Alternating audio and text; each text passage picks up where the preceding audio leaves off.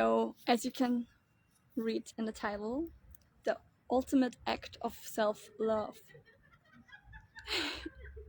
And what do I mean with that, or what do I consider to be the ultimate act of self-love? It is to be unconditionally present with yourself during all that you experience, meaning to hold space for yourself, to be with yourself, to be intimate with yourself, to be there for yourself. When you're happy, when you're excited, when you're nervous, when you're doing something for the first time, when you're in self-doubt, when you're healthy, when you're sick, when you're bored, when you're alone, when you're with others, when you're at work, when you're doing something you're passionate about, when you're doing the dishes, when you're scared, when you're lonely, or when you're disappointed or frustrated or angry. See, we tend to, as humans, dissociate from the things we don't want to experience, or go into a dream reality, or go watch some TV, or go online, or go shopping, or go suppress, or go eat, or whatever it might be. It always is a way to not be there with us, to not feel our feelings, to not have to go through uncomfortable situations. I mean, it's a safety mechanism to dissociate or to like avoid the uncomfortable stuff, for sure. But that's also when we abandon ourselves. Like, it can be a safety mechanism, but it also can be self-abandonment. It can make you dependent on others. It can make you dependent on substances. It can make you dependent on other people, on TV, on shopping, on smoking, whatever it might be. Or just daydreaming, or whatever it might be, to get you out of the present moment. Overthinking, ruminating. And then, for sure, we all know the feeling, how it feels if someone is there with us and gives us their undivided attention and presence and love and care and warmth and generosity and support, attention, and is essentially attuning to us and our needs. We all love it. We all love partners or friends who do it, or animals who are very, very in tune with you and come to you when you need a cuddle or when you need a hug, or your parents or whatever. But in most cases, we haven't learned to give it to ourselves, to be this unconditional, loving witness who's there for us in our darkest times as well as in our highest times. The one that sticks around and loves us and gives us presence during our dark thoughts, during difficult emotions, or extremely chaotic or uncertain situations on the outside. And that's why I'm talking in this live about the most radical or ultimate act of self-love. And that is to really, really, really be present, accepting, loving of yourself in every circumstance of your life. To be there with you, instead of running away from yourself, instead of distracting or numbing or disowning or suppressing or whatever. Coming back to self, being present with your body, if it's healthy, if it's sick, if it's skinny, if it's more heavy, or if it's like round, if you have cellulite or not, whatever. Being with your body, being with your physical sensations, being with your thoughts, not identifying, but observing, taking care of them, like kind of making a mental adjustment and check if needed, if your thoughts are serving you or if you're running on autopilot. Being present with your emotions, that's a key one, to really be there and process and feel your emotions within your body, within the present moment, within the system. Be present with your fears as well as with your desires. Acknowledge what's there, like really honestly look at it, and then when you have the inventory of it, you can consciously choose how to act. You can consciously and lovingly be there for yourself and intentionally direct your energy, your decisions, your words, your thoughts, your actions, and your everyday life according to harmony, from a place of centeredness and oneness within self, and from a place of self-love and self-compassion, from which you then can integrate, adjust, or even let go of certain things if they are not serving you anymore. Okay, just got a check from my puppy who's here very patiently waiting. And that's why I say it's the most self-loving thing you can do, to be there for yourself, as if you were that loving parent, or as if you were that loving friend, that attentive friend, or as if you were that beautiful animal friend who's just there, who's just present, being there, not obscuring through its own interpretations, filters, or expectations, but just being there, present, accepting. Yeah.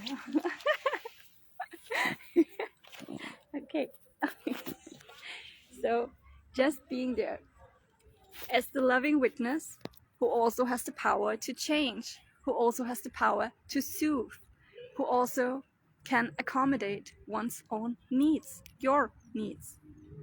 And it doesn't mean that we don't need other people. We are a social species. We need each other.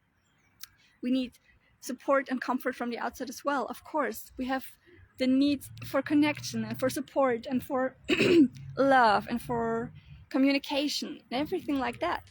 But if you are not in a space where you can give it to yourself as well, or can take care of yourself, or even be with yourself, then you will always be unhealthy, dependent on others, or substances, or work, or other people, or toxic people, or you will be a people pleaser, or whatever it might be. There can be so many ways to cope with that.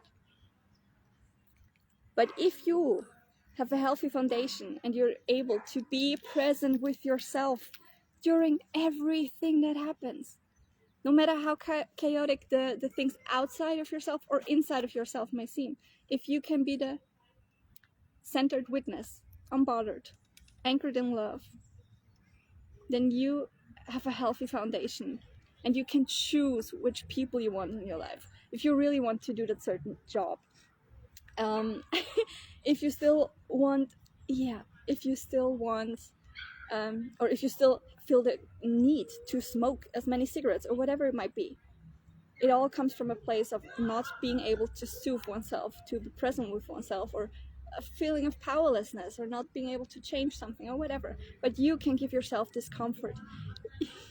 You can give yourself this space. You can hold your own loving space. You can be your own supporter, your own friend, your own mentor, your own mother, your own believer, whatever it might be. And you need to be, first and foremost, because you are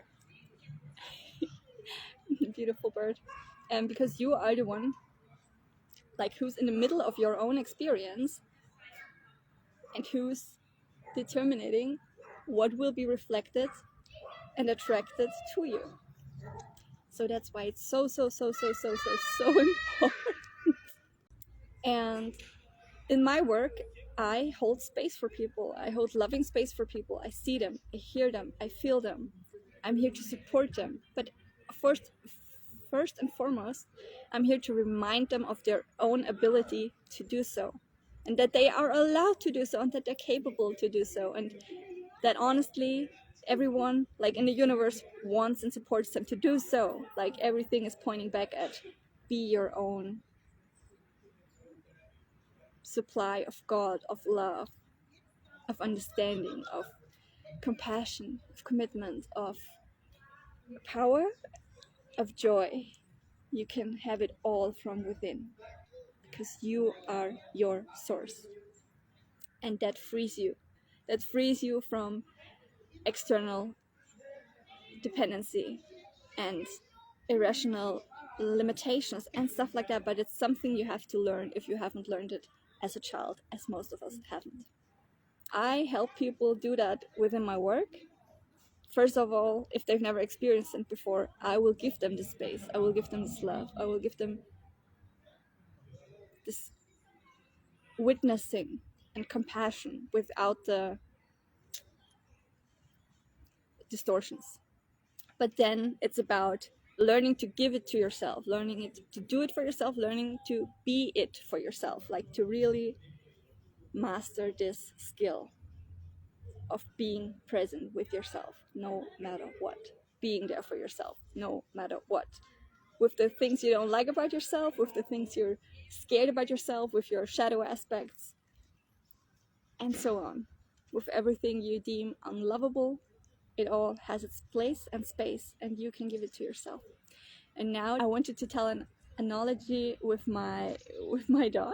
So just as a quick conclusion, my dog had an accident a few weeks ago, and he lost one of his nails, and it was a shock, and it needed a few weeks to heal. But now today I saw that his new claw, fingernail, whatever, that it just grew new. And today when I saw it, he was like licking it and taking care of it, and he was present with himself and with the pain and with the trauma and with the loss, as well as with the regrowth and the healing. He was always there to take care of his own nail and be present about it, and he was so sweet about it. It just inspired me in a way, because he did not abandon himself just because something was not going the way he wanted to, but he really was there with him, for himself and with himself. And today when I saw that the new crawl grew back and that it's healing even more, I was so emotional and so touched, because I just love the analogy, ja gleich, of if something is lost, or if there's a trauma, or if there's a hurt, or if something rips open, if we let it heal, if we tend to it, if we give it space and presence and care and love, it will heal and it will grow anew. And it was, I don't know why, it was so touching for me to just witness him today, lick his paw, and discovering that there was already, that it was not only healing but regrowing, and how sweet he was while taking care of it. And I just felt so touched. And I just want to close this here with the reminder that no matter what you think you have lost in your life, no matter how hurt, how much you were hurt, and if on accident or not, or if you failed, or if you lost, whatever happens that's causing you pain or trouble or sorrows or doubt, even if physical, emotional, or just social, whatever, I just want to encourage you to be present with you through the process. Allow yourself to feel, allow yourself to take your time, to take your space, and allow yourself to heal and be a witness of it all. Be there and be with you through the whole process, because it will deepen the relationship you have with yourself on such an immense level, and it will give you so much strength and courage and trust and faith and self-knowledge and freedom. And I really wish that for you and for everyone. And my puppy wants to go now, and I think I said everything I wanted to say, and I hope you're having an amazing day. And I really wish for you to be present with the beautiful being that you are. Because if you aren't present with yourself, if you aren't experiencing yourself, how could you ever get to know yourself? How could you ever discover your treasures that are hidden deep within you. How could you ever? And I'm telling you, you are so worth it. You're so capable of it. So go do something for you today and be present with you as best as you can.